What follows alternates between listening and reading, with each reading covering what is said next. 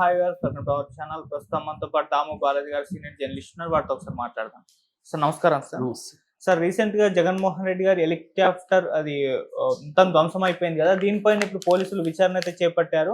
అటైతే YCP వాళ్ళు దీనిపైన అనుమానాలు వ్యక్తం చేస్తున్నారు. పోలీసుల వైఫల్యమే ఉంది, ఇక్కడ జగన్మోహన్ రెడ్డి గారు చంపేందుకు కుట్ర పన్నారని చెప్పేసి వాళ్ళు అనుమానిస్తున్నారు. మరి పోలీసుల విచారణ ఎక్కడి వరకు వచ్చింది, మరి వీళ్ళు అనుమానాలు ఎక్స్ప్రెస్ చేస్తున్నారు కదా, దాంట్లో నిజం ఉందంటారా? మీరేం చెప్తారు సార్ దీనికి సంబంధించి? ఈ మంత్ 8న జగన్ అక్కడ రాప్తాడు పర్యటనకి వెళ్ళాడు. అక్కడ కుంటిమద్ది దగ్గర హెలికాప్టర్ ల్యాండ్ అయింది. కుంటిమద్దిలో హెలిప్యాడ్ ప్రొవైడ్ చేశారు. వీళ్ళు అడిగిన చోట చేయలేదు. That is number 1. అది ఆయన ఎందుకు వెళ్ళాడంటే అక్కడ లింగమయ్య అనే ఒక వైసీపీ కార్యకర్తను తెలుగుదేశం వాళ్ళు చంపేశారు. అది ఎంపీపీ ఎలక్షన్లకు సంబంధించిన గొడవలో. సో ఆ కుటుంబాన్ని పరామర్శించడానికి జగన్ అక్కడికి వెళ్ళాడు. వెళ్ళినప్పుడు హెలికాప్టర్ కుంటిమద్ది దగ్గర ల్యాండ్ అయింది. ల్యాండ్ అయినప్పుడు పెద్ద ఎత్తున వైసీపీ శ్రేణుల్ని వీళ్ళు తరలించడం జరిగింది. అక్కడ తోపుదుర్తి ప్రకాష్ రెడ్డి ఆధ్వర్యంలో పెద్ద ఎత్తున జనం రావడంతో వాళ్ళందరూ హెలికాప్టర్ని చుట్టుముట్టారు. ఈ హెలికాప్టర్ని చుట్టుముట్టడం వల్ల విండ్ షీల్డ్ దెబ్బతిందని చెప్తున్నారు. దాంతో ఆ హెలికాప్టరు జగన్ని తీసుకొని వెళ్లకుండా కలెక్టర్కి, ఎస్పీకి ఎవరికి కూడా ఇన్ఫార్మ్ చేయకుండా హెలిప్యాడ్ దెబ్బతిందని వాళ్ళు టేకప్ తీసుకొని వెళ్ళిపోయారు. దాంతో జగన్ రోడ్డు మార్గం మీద బెంగళూరు చేరుకోవాల్సి వచ్చింది. ఎందుకంటే జగన్ బెంగళూరు నుంచి వచ్చాడు, మళ్ళీ బెంగళూరుకి వెళ్ళాలి. సో ఆయన్ని వదిలేసి వెళ్ళిపోయినప్పుడు జగన్కి వేరే ఆల్టర్ లేకుండా రోడ్డు మార్గం మీద వెళ్ళాలి.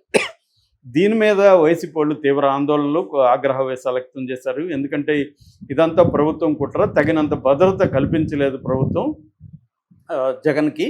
అందువల్లనే వస్తారని ముందుగా మేము ఇంటిమేట్ చేసాం. జనం పెద్ద ఎత్తున వస్తారు, భద్రత బాగా కల్పించాలని మేము ఇంటిమేట్ చేసినప్పటికి కూడా కావాలని వీళ్ళు భద్రతను తగ్గించాలని జగన్కి ఇవ్వలేదు. దాంతో పెద్ద ఎత్తున జనం రావడం, ఆ తొక్కిళ్ళు అది డ్యామేజ్ అవ్వడం, జగన్ రిస్క్ తీసుకొని రోడ్డు మార్గంలో పోవాల్సి రావడం అనేది జరిగింది. ఇదంతా కూడా జగన్ని అంతమొందించడానికి కుట్ర అని తెలుగుదేశం నాయకులు చాలామంది మీడియా ముందుకు వచ్చి మాట్లాడారు. సోషల్ మీడియాలో కూడా విపరీతంగా పోస్టులు పెట్టారు. ఎందుకంటే గత కొంతకాలంగా జగన్కి భద్రత కల్పించకపోవడం, ఏమన్నా అంటే అనిత లాంటి వాళ్ళు ఇదంతా డ్రామా, అతను ఒక ఆఫ్టర్ ఆల్ ఒక పులివెందుల ఎమ్మెల్యే అని చెప్తున్నారు.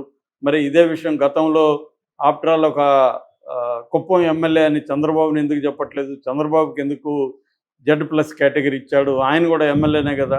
ఏదైనా మాజీ ముఖ్యమంత్రులు కాబట్టి వాళ్ళ కేటగిరీ వేరే ఉంటుంది.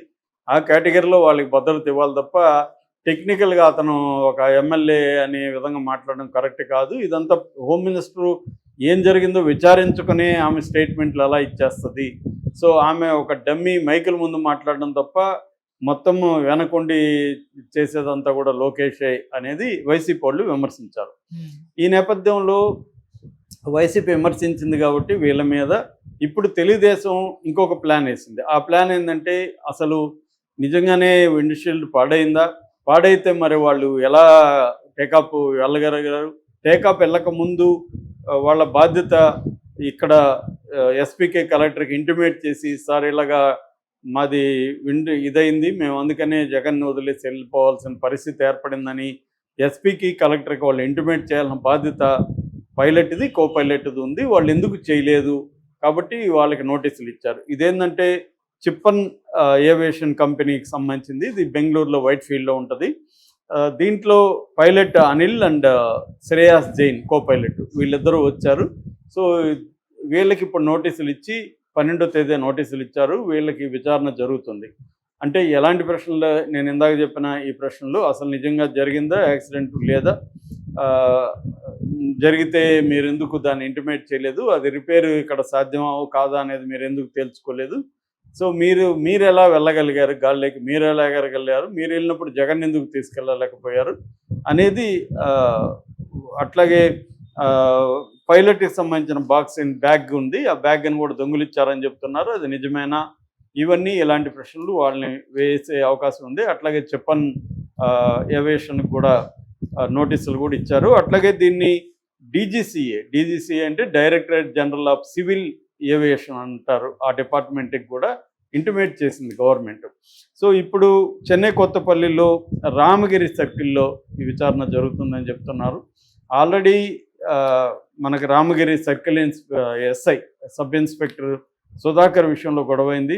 సుధాకర్ని సంబోధిస్తూ పోలీసులను బట్టలోడు తీస్తాను, నేను బట్టలోడు తీసి నిలబెట్టి వాళ్ళకి పనిష్మెంట్ జరిగే విధంగా చూస్తానని జగన్ అనౌన్స్ చేయడం, దానికి సుధాకర్ నువ్వు కూడా బట్టలు తీయడానికి నువ్వు ఇచ్చావా మా బట్టలు, ఇదేమి అరటి తొక్క కాదు, తోలు తీయడం తొక్క తీయడం అనే ఆయన గట్టిగా ఇచ్చాడు. సో ఈ నేపథ్యంలో భద్రత మేము కల్పించాము, 150 మంది పోలీసుల్ని మేము అక్కడ పెట్టామని ఎస్పీ రత్న కూడా సత్యసాయి జిల్లా ఎస్పీ కూడా ప్రకటించారు. భద్రతా వైఫల్యం లేదు, ఇది వైసీపీ వాళ్ళు పెద్ద ఎత్తున అతిగా వెళ్ళి పెద్ద ఎత్తున జనాల్ని సమీకరించడం వల్ల ఇది జరిగిందనేది వీళ్ళు. ఇప్పుడు తెలుగుదేశం ప్రభుత్వం దీన్ని విచారణ జరిపించడం అనేది స్టార్ట్ చేసింది. ఇది కూడా పెద్ద కుట్ర, మరొక కుట్రకు తెరలేపింది తెలుగుదేశం ప్రభుత్వం. ఎందుకంటే నెక్స్ట్ ఎవరు జగన్కి హెలికాప్టర్ ఇవ్వకూడదు, ఇప్పుడు హెలికాప్టర్ ఇచ్చిన వాళ్ళని కానీ హరాస్మెంట్ మనం పెడితే నెక్స్ట్ జగన్కి ఎవరు హెలికాప్టర్ ఇవ్వడు, అప్పుడు చచ్చినట్టు జగన్ ప్రయాణాలు ఆపుకోవాల్సి వస్తుంది అనేది తెలుగుదేశం ప్లాను. ఆ ప్లాన్కి అనుగుణంగానే దీంట్లో వీళ్ళకి ఇప్పుడు నోటీసులు ఇచ్చి వీళ్ళని అరెస్ట్ చేస్తే పైలట్ కోపైలట్ తప్పేముంది ఇక్కడ, వీళ్ళు భద్రత ఇవ్వడం వల్ల విండ్షీల్డ్ ధ్వంసం అయింది. విండ్షీల్డ్ ధ్వంసం వల్ల ఇది ఫుల్ సెక్యూరిటీ మనం ఇవ్వలేము, రేపు పొద్దున ఏదైనా జగన్కి అయితే ఇబ్బంది అనేసి వాళ్ళు వెళ్ళిపోయారు. వాళ్ళ డ్యూటీ వాళ్ళు చేశారు. వాళ్ళు ఇన్ఫామ్ చేయాల్సిన అవసరం ఉంది, కలెక్టర్కి ఎస్పీకి ఇన్ఫామ్ చేయాలి. ఇది ప్రైవేటు వ్యవహారం, ఆయన కోసం వచ్చింది, ఇది గవర్నమెంట్ కోసం రాలేదు. జగన్ తీసుకొచ్చాడు, జగన్కి వాళ్ళు ఇన్ఫామ్ చేశారు, జగన్ ఓకే చేశాడు, వెళ్ళిపోయారు. కావాలనే వాళ్ళని వేధించడానికి ఇవన్నీ చేస్తున్నారు. రేపొద్దున వేరే ఏవియేషన్ ఇది కూడా ఇవ్వదు, ఇది ఇంకా వీళ్ళు ఎవరు ఈ జగన్కి రేపొద్దున, ఎందుకంటే బెంగళూరు నుంచి ఎక్కువ రావాలంటే ఆయన వీళ్ళ దీంట్లోనే వస్తున్నాడు. వీళ్ళెవరు వేరే వాళ్ళు కూడా ఎందుకులే జగన్తో పోలిస్తే అక్కడ రాజకీయాలు గొడవలు అయ్యి మన హెలికాప్టర్తో ప్రాబ్లం వస్తుందని వాళ్ళు కూడా ఇవ్వరు. దానివల్ల జగన్ మొబిలిటీని తగ్గించడానికి, రెండోది సెక్యూరిటీ లేకుండా జగన్ని ఇబ్బంది పెట్టడానికి. ఇప్పుడు ఎందుకంటే హెలికాప్టర్లో రావడానికి రోడ్డు మార్గంలో బెంగళూరు నుంచి రావడానికి చాలా తేడా ఉంటుంది. ఆయన ఎప్పుడు అనుకుంటే అప్పుడు హెలికాప్టర్లో వస్తాడు. ఇప్పుడు హెలికాప్టర్లు ఇవ్వలేదనుకో రేపు పొద్దున్న జగన్కి ఏం చేయాలి జగన్, అప్పుడు రోడ్డు మార్గంలో రావాలి. రోడ్డు మార్గం రావాలంటే హై రిస్క్, ట్రాఫిక్.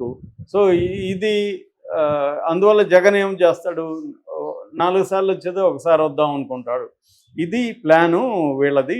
కుట్ర చేసి ఏవియేషన్ వాళ్ళని బెదిరించి వాళ్ళని ఇబ్బందులు పెట్టడం ద్వారా జగన్కి హెలికాప్టర్లు ఇవ్వకుండా చేయడం, తద్వారా జగన్ భద్రతని ప్రమాదంలో పడేయడం, రెండోది జగన్ మొబిలిటీని కట్ చేయడం, ప్రజల్లో ఈ ప్రభుత్వానికి వ్యతిరేక